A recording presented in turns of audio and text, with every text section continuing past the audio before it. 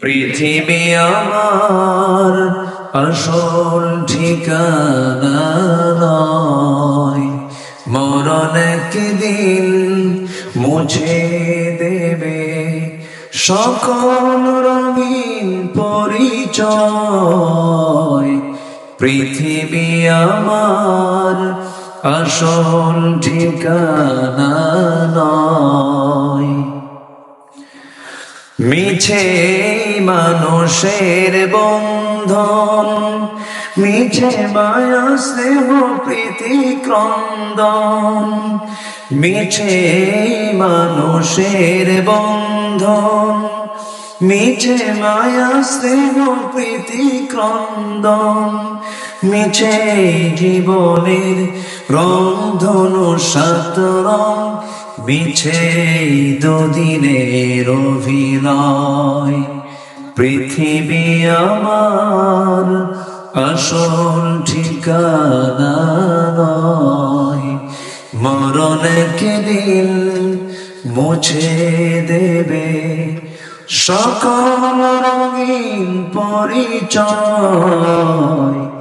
পৃথিবী আমার আসল ঠিকানা নয়। এত আসতে মারহাবা। জি, আসুন আমরা এখন আল্লাহর কাছে চাবো, আল্লাহর কাছে প্রার্থনা করবো। চাইবো আমরা কার কাছে? আগামী থেকে মাহফিল প্রধান মেহমানকে একটু 10টা উঠায় দেবে, এটা খুব ভালো হয়, তাই না? এটা আজকে একটু দেরি হয়ে গেছে, আমরা অনেক ক্রস করে ফেলেছি। ফজর কারো কাছে হবে না তো ইনশাআল্লাহ? জি জি।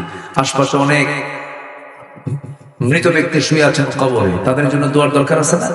জি, আমরা নামাজের মতো করে বসি, নামাজের মতো করে অত্যন্ত বিনয় হয়ে আমরা আল্লাহর কাছে চাই।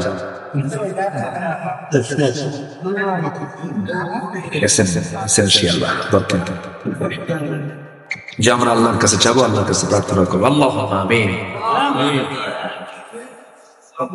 ربنا ظلمنا أنفسنا وإن لم تغفر لنا وترحمنا لنكونن من الخاسرين। গভীর রাত, নিঝুম রাত, ঝিমানো রাত্রিতে চাঁদের মতো হাজারো মুসলমান নরনারী নিয়ে তোমার কালামের দুটি আয়াতকে সামনে রেখে লানতপ্রাপ্ত বান্দাগুলো কারা, তাদের তালিকায় কিছু প্রকাশ করার চেষ্টা করেছি।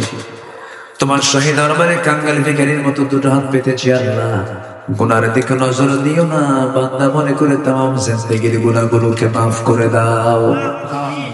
জনম দুঃখিনী মা, জনম দুঃখী বাপ জান্নাতে চলে গেলেন, জিন্দেগির গুনাহগুলো মাফ করো, কবরগুলোকে জান্নাতের বাগিচা বানায়া দাও।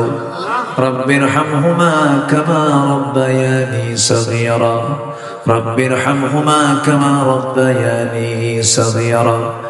বিশেষ করে মাহফিলটার আয়োজন যারা করলেন, শোনার জন্য কষ্ট করে যারা আসলেন, হঠাৎ ঠান্ডা পড়ে গেছে এর মাঝে, আল্লাহ তাআলা মেহেরবানি করে কিয়ামতের কঠিন ময়দানে মাহফিল সবার জন্য নাজাতের মাধ্যম করে দিও। এই এলাকায় যত কবরবাসী কবরস্থ হয়ে আছেন, কবরের সমস্ত আযাবকে মাফ করে দাও, কবরগুলোকে জান্নাতের টুকরা বানায়া দাও। আমার সঙ্গে আমিন আমিন করছেন যারা যা মনের নেক মাকসুদ মেলা দয়া করো, কবুল আর মঞ্জুর করে নাও। আল্লাহ তাআলা, সুন্দর পরিবেশ পেয়েছি, তোমার কাছে প্রার্থনা করি বাংলার জমিনকে তুমি আল্লাহ কোরআনের জন্য কবুল আর মঞ্জুর করে নাও। দুনিয়া থেকে কোন দিন বিদায় নেব জানি না, ডান হাতে আমল নামা না আসা পর্যন্ত কবরে নিও না।